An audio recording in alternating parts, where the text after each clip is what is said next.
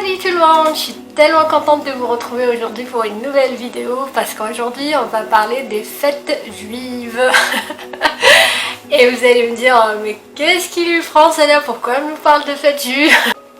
Je sais pas, appelez ça de la curiosité, appelez ça comme vous voulez, mais j'étais curieuse. En ce moment je suis dans une quête de réponse et je sais pas, en ce moment je m'y intéresse vraiment beaucoup. Pour ceux qui ont déjà vu ma vidéo de l'an dernier qui parlait de Noël, où je vous souhaitais un joyeux Noël, tout ça, vous savez que je suis pas très fête et coutumes religieuses, non religieuses, je sais pas comment on appelle ça, je saurais même pas le dire. Mais vous saurez que je n'achète jamais de sapin pendant Noël et je n'achète pas d'œufs de Pâques parce que pour moi ce n'est pas biblique et j'aimerais pas me présenter devant Dieu un jour et lui dire ah bah oui j'ai fêté la naissance de Jésus, j'ai acheté un sapin, yeah. Ou alors pour Pâques, oui bien sûr je connais Pâques et avec mes beaux-parents on a acheté des œufs et on les a cachés dans le jardin. Et je l'imagine comme ça me regarder, mais qu'est-ce que t'as pas compris dans ma parole au juste? Ou alors du genre, t'es sûr que t'as lu ma parole? Pas ma parole, mais la sienne, t'es sûr? Et franchement, je crois que je serais vraiment très honteuse, je me sentirais vraiment honteuse si jamais je me retrouve un jour devant Dieu et que je ai ça dans ma vie. J'ai ça dans mes coutumes et que je fête ça alors que clairement c'est pas biblique. Le sapin, je vous l'ai expliqué dans l'autre vidéo que c'était une fête européenne typiquement et c'est venu après, on l'a mélangé avec la religion chrétienne. Voilà. Bon, trêve de blabla, on va plutôt parler des fêtes juives. Alors je dirais que les fêtes juives se divisent en 3 catégories. Les fêtes de pèlerinage, les fêtes austères et ce que je mettrai en bas autres. Alors dans les fêtes de pèlerinage, on retrouve en premier Pessah. Je sais pas si on dit Pessah ou Pessah ou Pessah. Juste Pessah. Comme en français, vous savez, vous mettez un H mais vous prononcez pas le H. Ou comme en arabe, tu mets le H et tu dis Ha, Pessah. Ou par exemple en allemand, je sais que quand il y a un H, c'est plutôt Ha et ça deviendrait plutôt Pessah. Je sais pas. Je sais pas, mettez-moi en commentaire si vous savez comment on prononce le H ou si on le prononce pas du tout. Je serais vraiment curieuse de savoir. Mais en fait, cette fête-là correspond au moment où les Juifs sont sortis d'Égypte. C'est une fête qui dure à peu près 8 jours. Et pendant ces 8 jours-là, on ne mange que des aliments sans levain. Et Pessah, en gros, ça veut dire passer au-dessus. Parce que vous savez que l'ange de la mort, quand il est passé pour tuer les premiers-nés des Égyptiens, quand il a vu le sang, je vous l'ai dit dans l'avant-dernière vidéo, que quand il voyait le sang sur les linteaux, les portes des Juifs, il passait au-dessus, il ne rentrait pas dans les maisons et du coup les premiers-nés Juifs n'étaient pas morts, ils étaient préservés. Protégés. Shavuot, c'est quand Dieu s'est révélé aux Juifs au mont Sinaï, quand vous savez Moïse est monté à la montagne. Et ça c'est Shavuot. Et Shavuot c'est vraiment la Pentecôte juive. Nous avons la Pentecôte chrétienne et nous avons la Pentecôte juive. Donc, en troisième position nous avons Sukkot. Sukkot ça se fête à peu près au mois d'octobre. Et pendant la fête de Sukkot, les Juifs vont vivre pendant 7 jours dans une cabane. Vivre signifie manger, boire et dormir. Sauf qu'en octobre, généralement, il fait vraiment froid. Enfin, ça dépend du pays où tu es, mais je pense qu'en Israël, il commence à faire froid. Et du coup, il y en a beaucoup qui mangent dans la cabane et qui dorment chez eux. Et pour ceux qui n'ont pas de jardin, qui n'ont pas de maison, et pour ceux qui habitent dans les appartements, j'étais admirative, curieuse, appelez ça comme vous voulez. J'ai su que ceux qui habitaient en appartement, ils mettaient la cabane dans le balcon. Et je pense qu'il y a beaucoup de bâtiments comme ça où il y a des cabanes dans les balcons pendant la fête de Sukkot. Je suis jamais allée en Israël, mais je trouve ça curieux en fait. J'aimerais bien voir ça un jour, ça a l'air fascinant. Et là tu pourrais me dire, mais pourquoi ils doivent vivre dans une cabane? J'ai pas compris. Bon, moi non plus au départ j'avais pas compris, mais elle est où la cabane au juste dans l'Ancien Testament? Mais en fait, ça correspond plutôt aux Juifs quand ils sont sortis. Aux Juifs quand ils sont sortis d'Égypte et qu'ils ont passé tout le trajet pour aller vers la nouvelle terre. Ils l'ont passé dans les tentes. Et la cabane en fait fait référence à cette tente là. Mais je vois pas pourquoi c'est pas une vraie tente et c'est une cabane. Peut-être pour le froid. Moi, je sais pas trop. Un jour je demanderai à quelqu'un. Et là tu veux me dire, ouais, pourquoi t'as fait ces vidéos si tu sais pas? Bah je sais pas. Je sais pas, c'est pour ça que le titre c'est Je découvre les fêtes juives. Voilà.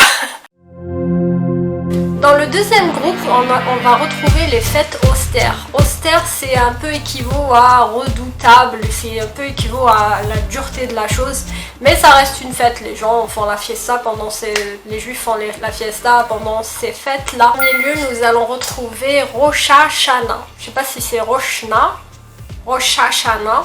Je crois que c'est Rosh Hashanah. Et ça correspond au nouvel an poussière, au nouvel an juif. Donc comme chez nous c'est 1er janvier, bon ça dépend de ta religion, mais généralement, universellement c'est le 1er janvier, nous fêtons le nouvel an. Chez les juifs, le nouvel an ça s'appelle Rosh Hashanah. Donc Rosh Hashanah ça dure... Rosh Hashanah? Oui, Rosh Hashanah. Alors Rosh Hashanah ça dure 2 jours, où tu fais la fête, c'est le nouvel an, youpi, les feux d'artifice et compagnie. Voiture, sauf qu'il n'y a pas que l'effet festif pendant 2 jours, c'est la fiesta, il y a aussi l'effet dur de la chose parce que pendant le nouvel an, c'est le jour où Dieu va te juger par rapport à ce que tu as fait l'année précédente. Voilà. Mais bon, j'imagine que qui dit nouvel an dit fiesta quand même. Hein. Disons que chez les chrétiens, comme le sang de Jésus a purifié notre péché, a enlevé notre péché, bah, tu pourrais dire que ça serait Rosh Hashanah tous les jours, tu vois. Du coup, je sais pas comment ils font, j'aimerais bien voir ça. Je sais pas s'ils font la fiesta tout en étant sur leur garde parce que Dieu juge tous leurs trucs de l'an dernier. Je sais vraiment pas comment ça se passe. Vous savez, comme pour l'église, quand ils mettent les cloches, c'est généralement chez les catholiques, ils mettent les cloches pour dire on est dimanche, venez prier, il est 10h du matin. Là, c'est un peu pareil pour Rosh Hashanah. En fait, ils ont comme les cornes de bélier là, et ils font c'est Rosh Hashanah. Vous voyez, genre, il y a ce truc là qui est un peu traditionnel pour dire voilà, c'est Rosh Hashanah. Voilà, il y a encore une voiture qui est passée. Désolée. Dans la même suite, nous avons Yom Kippour. Yom Kippour, c'est jeûne et prière. C'est le moment où tu pries Dieu pour qu'il te pardonne les péchés que tu as fait l'an dernier. Et tu restes dans la prière et dans le jeûne. Voilà. Ensuite, nous avons la fête de Purim. Purim, ça correspond au livre d'Esther, quand les Juifs ont vaincu les Perses. Et vous savez, chez les Perses, il y avait un haut gradé qui s'appelait Aman. Je sais pas si on dit Aman ou Aman ou Aman, je sais pas, mais on va dire Aman. Et donc on fête cette fête là pour commémorer un peu la dureté de la chose, comment c'était et comment ils ont vaincu, tout ça. Moi je trouve ça chouette, moi j'aime bien le livre d'Esther. Donc ensuite nous avons Hanouka. Hanouka, c'est pas dans l'Ancien Testament parce que ça correspond à quand les Juifs ont vaincu les Grecs. C'était les Juifs Maccabées. Si vous ne saviez pas ce que ça voulait dire Maccabée avant, mais ça correspond à ces dates-là. Donc, ils ont eu la victoire sur les Grecs et c'est pas dans l'Ancien Testament. Et ça correspond aussi, je sais pas si vous en avez entendu parler, c'est la fête des Lumières. Parce que les Juifs, quand ils ont fait déclarer la guerre, là, ils n'avaient qu'une seule fiole d'huile qui devait durer une seule journée, une seule nuit. Sauf que cette fiole d'huile là a duré 8 jours. Et ça, c'était vraiment un miracle. Ce qui fait qu'en fait, qui fête Hanouka. Et alors, pourquoi on dit huile? Parce que à l'époque, ils n'avaient pas les lumières électriques, ça n'existait pas du tout. Hein, et il n'y avait pas non plus les lumières sur bougie, vous savez, avec la cire et une tige comme ça, c'était pas non plus ça. Ils avaient des petites lampes. Je sais pas si vos grands-parents avaient ça, moi ma grand-mère j'ai déjà vu ça chez elle. C'est comme les trucs à thé là, je sais pas comment on appelle ça. Et il y a de l'huile dedans et du coup ça allume du feu. C'est dommage que j'ai pas ça, je vous l'aurais montré. Voilà, ensuite nous avons la bar mitzvah. Vous savez, quand vous voyez des films parfois américains, il y a chez les juifs, ils font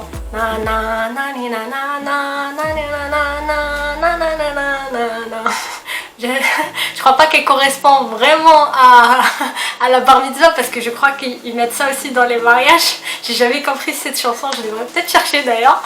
Mais alors la bar mitzvah, c'est l'âge adulte religieux. C'est quand l'enfant passe à l'âge adulte. Pour les garçons, c'est 13 ans. Du coup, ils fêtent un peu ce passage-là vers l'âge adulte. Et ce que j'ai découvert récemment, ça m'a étonnée parce que je ne savais pas du tout, c'est que les filles aussi ont leur bar mitzvah. Sauf que pour les filles, on dit bat mitzvah. Et pour les garçons, on dit bar mitzvah. C'est un peu, le T, c'est un peu comme le E en français. Vous savez, le E féminin qu'on met en français, ou le S de pluriel. Et bah, bat et bar mitzvah, c'est pas pareil. On différencie garçons et filles. Donc j'étais contente de savoir ça parce que je savais pas du tout. Je voyais que dans les films, ils mettaient que des garçons. Et je me suis dit, les filles, elles n'ont pas droit à ça ou quoi? En fait, si. Mais comme ça se fait en secret pour préserver un peu l'image de leurs filles, généralement, ils font ça en petit comité chez eux, mais pas comme chez les garçons, où c'est tout le quartier qui sait. Voilà, on fait ça en petit comité chez eux. C'est pas non plus le voile, hein, c'est pas ça. Mais voilà, c'est pour protéger l'image de leurs filles. C'est pour pas que... Bref, voilà. Donc j'étais vraiment contente de découvrir tout ça. Je me suis dit pourquoi pas partager ça avec vous. C'est cool. Et je voulais vous dire aussi que j'ai changé de truc de montage là, de logiciel de montage. Et je suis en train d'apprendre parce que j'y connais rien du tout. Ça fait 3 jours que je suis dessus. Je me dis mais comment ça marche? Mais comment je fais glisser? Et c'est quoi ces boutons là? Et j'ouvre un bouton et ça me sort une autre truc. J'arrive pas à revenir vers la précédente. C'est compliqué. Mais je pense qu'avec ce nouveau... comment on appelle ça? Logiciel. C'est pas vrai mais je perds mes mots. Hein. Avec ce nouveau logiciel, mes vidéos seront de meilleure qualité, je pense. Et puis, comme j'aime bien faire des vidéos, vraiment c'est devenu une passion. Hein. Je suis trop contente. Du coup, pourquoi je dis tout ça? Parce que si j'arrive pas à vous mettre une vidéo lundi, comme d'habitude, bah ce sera mardi ou mercredi. Le temps que je comprenne un peu comment ça marche, le temps que je comprenne comment on met les titres et... un petit truc pour mettre le titre, pour pas mettre le titre directement parce que j'aime bien mettre un petit fond derrière. Voilà, le temps que j'apprenne tout ça, vous aurez, je l'espère, votre vidéo lundi. Si c'est pas le cas, ce sera mardi ou mercredi. Voilà. Bon, je vous dis à la prochaine vidéo. Bye bye. Salut.